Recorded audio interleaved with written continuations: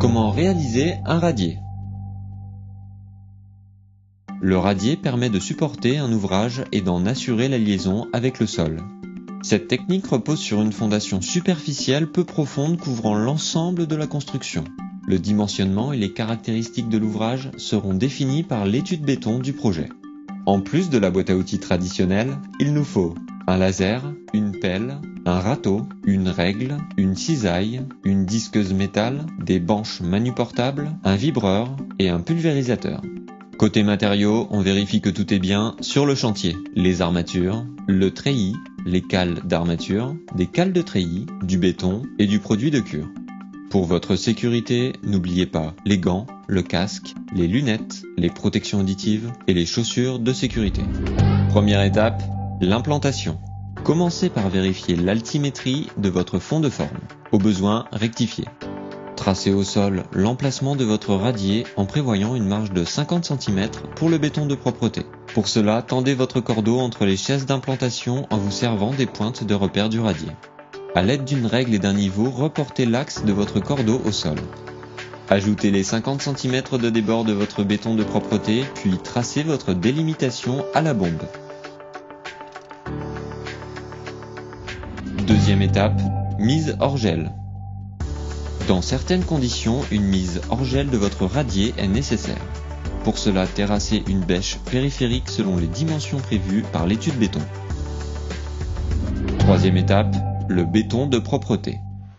Coulez maintenant un béton de propreté de 5 à 10 cm d'épaisseur sur la surface délimitée. Réglez-le au laser. Quatrième étape, le coffrage.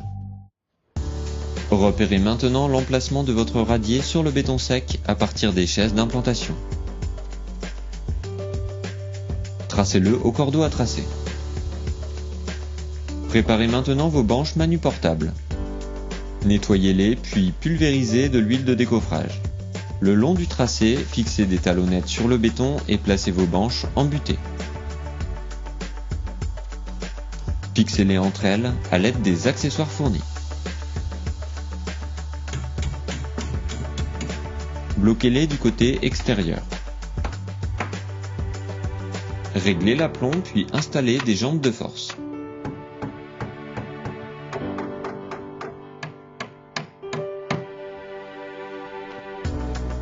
Tracez maintenant le niveau final du béton sur les banches. Commencez par fixer une pointe réglée au laser à chaque extrémité du radier, puis reliez-les au cordeau à tracer. Ajoutez quelques pointes de repère le long du trait. Votre coffrage est prêt. Cinquième étape, le ferraillage. Le ferraillage doit suivre les indications du plan de béton armé.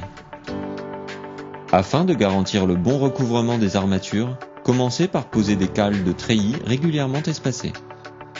Posez la première nappe de treillis en respectant un recouvrement de 2 mailles. Ligaturez tous les aciers entre eux afin de bloquer leur position. Pensez à réserver un espace périphérique pour la pose des armatures complémentaires. Positionnez vos armatures de chaînage. Placez des cales à béton au sol et le long des banches.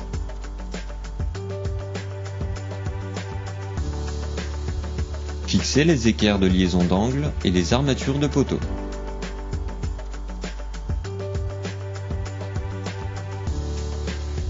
C'est le moment d'effectuer la liaison avec l'électricien et le plombier du chantier, de poser et de fixer les différents fourreaux et les différentes gaines. Placez les écarteurs de treillis et fixez-les. Positionnez votre deuxième nappe de treillis. Il ne vous reste plus qu'à fixer tous les aciers en les ligaturant.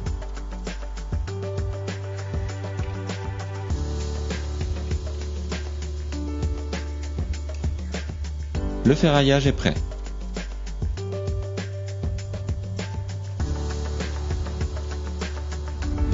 Sixième étape, le coulage.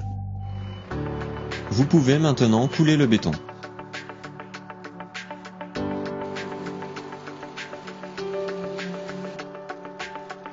Vibrez à l'aiguille vibrante au fur et à mesure. Déplacez lentement l'aiguille vibrante. Le trou laissé par l'aiguille doit se refermer.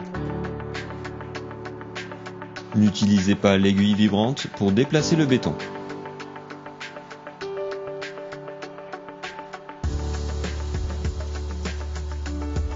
Réglez la hauteur au laser, puis égalisez à la barre à débuler. Appliquez manuellement le même traitement dans les zones inaccessibles. 7e étape, les finitions. Une fois que votre béton a commencé à durcir, talochez-le à la taloche mécanique afin de l'égaliser, puis laissez-le sécher à nouveau.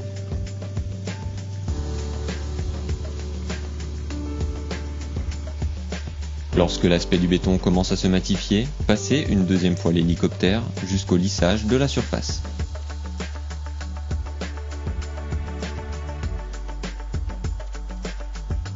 Pulvérisez aussitôt un produit de cure afin d'éviter la formation de fissures en surface suite à une dessiccation trop rapide du béton.